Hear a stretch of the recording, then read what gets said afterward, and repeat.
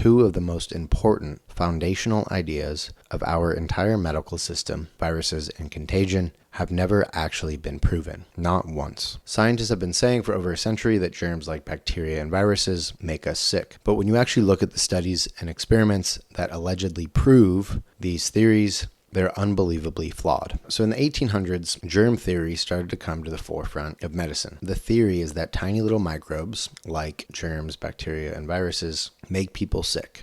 At the time, they couldn't actually see any of these things, and they had no direct proof that they were causing illness. They just came up with that idea. Then came polio. So in early 1900s, they decided to try to isolate the alleged polio virus. So they took a young paralyzed boy that died from polio, extracted spinal fluid from him, blended it up with other chemicals, and injected it into the brains of two monkeys. One monkey died and the other became paralyzed. The scientists said, look, we isolated the polio virus and proved it's contagious. It sounds like I'm making this up, but this is exactly what they did. It's difficult to find the original paper, but here is a journal that documents exactly what they did. Later, this guy with his head screwed on a little bit more straight said, you know what we should do? We should inject healthy spinal fluid into the brains of monkeys and see what happens. And sure enough, the same results happened: death and paralyzation. This experiment disproved the original polio virus isolation. You would hope that by now, modern virology has got a better way to isolate viruses. So in 1954, John Enders came out with the measles isolation paper. What he did is he took mucus from a sick child with measles. He never saw a virus. He just assumed it was there in the mucus. He centrifuged it to get rid of some of the debris, added it to monkey kidney cells, added some kidney toxic antibiotics, then added some more things like bovine serum and more chemicals, and removed the food from the monkey kidney cells. After a couple days, the cells died, and he said, look, I've isolated the measles virus. One interesting thing he said in the study is that a second agent was obtained from an uninoculated culture of monkey kidney cells. The cytopathic changes it induced in the unstained preparations could not be distinguished with confidence from the viruses isolated from measles.